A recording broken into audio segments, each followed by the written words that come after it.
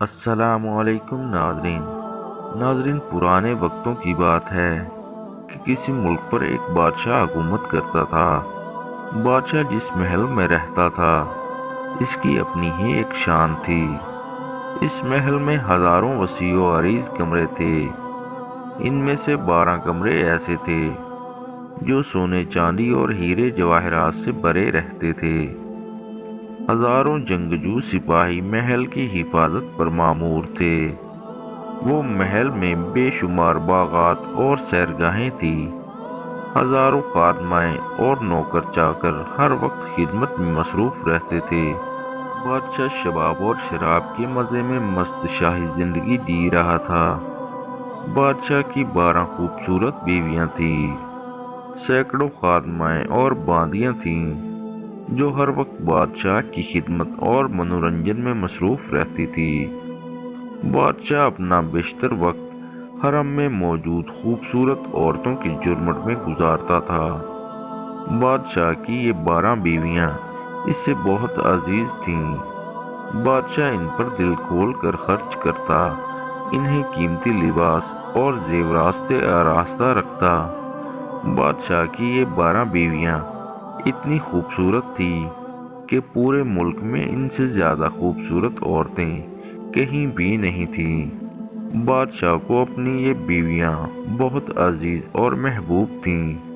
ہر بیوی کی خدمت پر 100 خادمائیں مامور تھیں جو مختلف کام سر انجام دینے میں ماہر تھیں۔ کچھ خادمائیں ہر وقت صفائی ستھرائی میں لگی رہتیں، کچھ انواع و اقسام کے کھانے تیار کرتی رہتیں اور کچھ لباس کی تیاری میں مصروف رہتیں اور کچھ سجانے اور سنوارنے کے لیے۔ ہر بیوی کا ایک خاص کمرہ تھا جس کے دروازے سونے کے تھے اور بستر مخمل اور ریشم کے۔ ہر کمرے کے گرد ایک وسیع و عریض باغ تھا۔ اس کی حفاظت پر ہزاروں مالی تعینات تھے۔ الغرض کے بادشاہ کی بیویاں دنیا میں نہیں بلکہ جنت میں رہتی تھی۔ اس نے 11 شادیاں اپنی پسند کی لڑکیوں سے کی، مگر ایک بیوی ایسی تھی جس سے بادشاہ نے شادی اپنی والدہ کے کہنے پر کی تھی۔ اس کا نام گل بانو تھا اور یہ بادشاہ کی پہلی بیوی تھی۔ ملکہ گل بانو باقی بیویوں سے بالکل مختلف تھی۔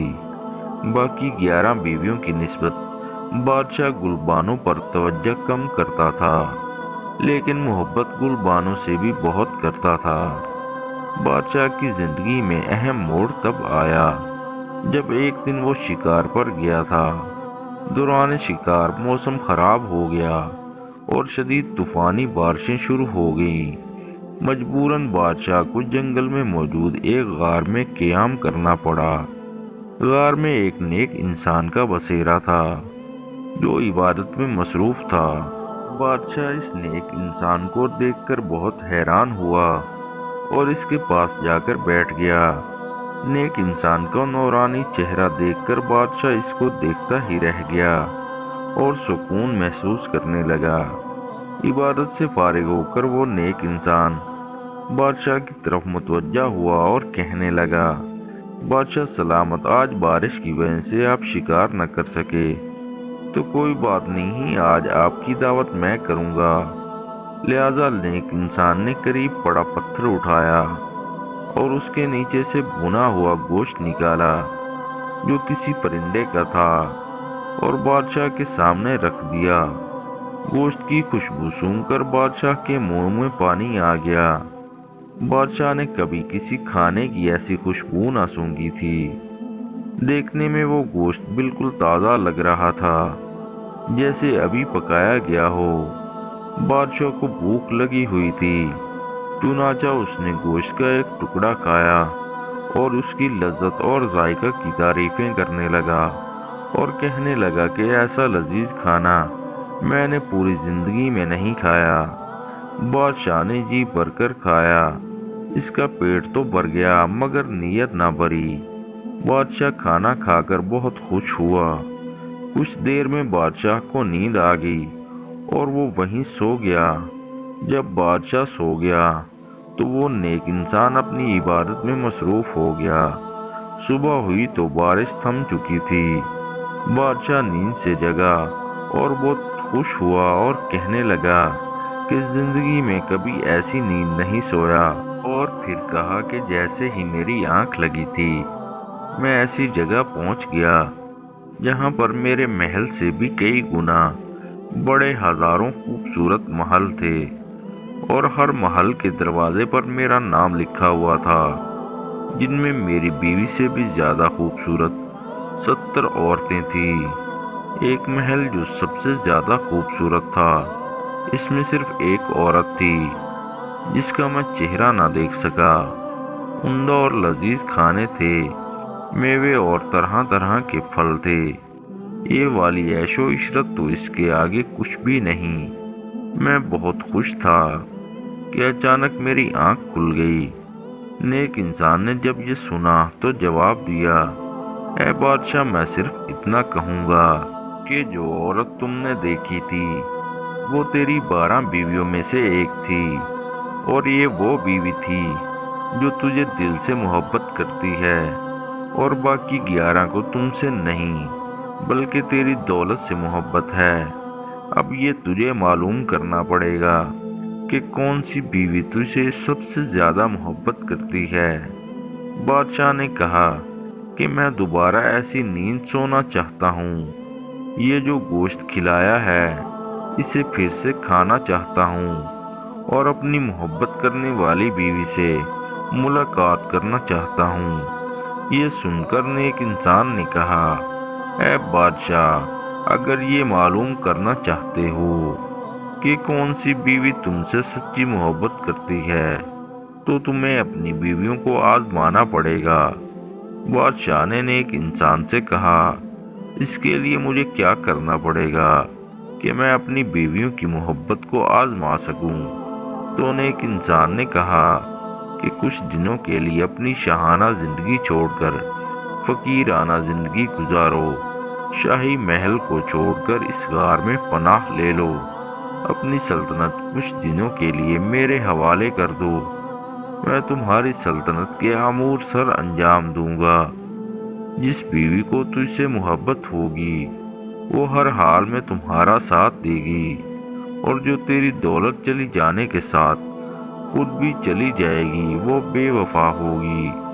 نیک انسان نے مزید کہا کہ میں کل آپ کے محل میں آؤں گا اور تیری بیویوں کے سامنے جنت کے انعامات کا ذکر کروں گا اور دوزخ کے عذاب سے ڈراؤں گا۔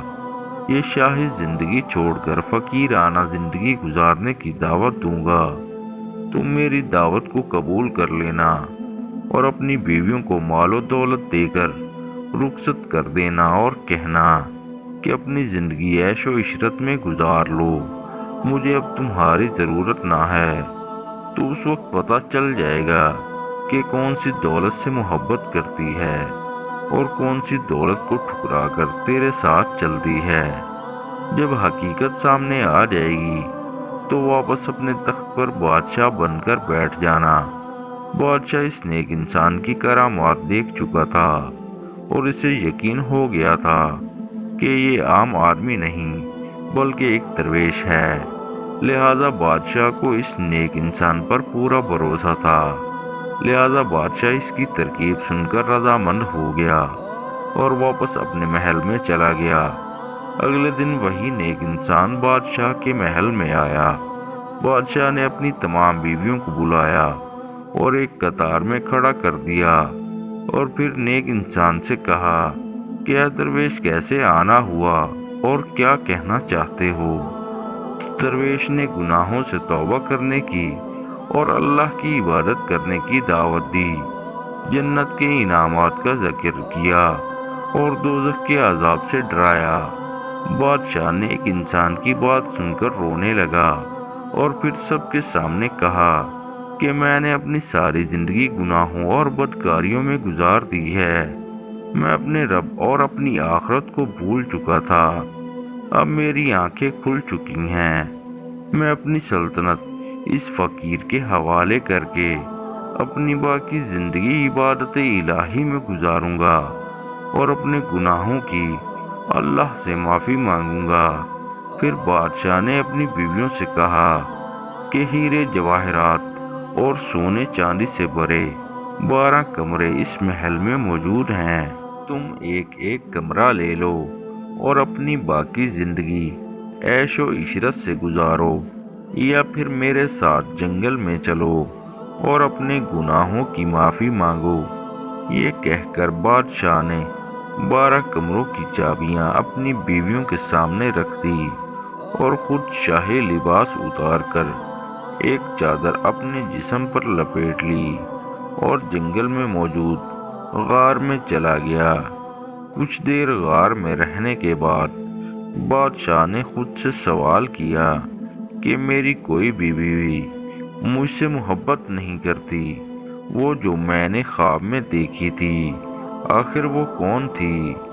ابھی یہ بات بادشاہ کہہ بھی نہ پایا تھا کہ ملکہ گلبانو پرانے سے کپڑوں میں ملبوس وہاں پہنچ گئی اور بادشاہ سے کہنے لگی، میرے سرتاج، مجھے مال و دولت نہیں چاہیے، مجھے تو ہر حال میں آپ ہی چاہیے۔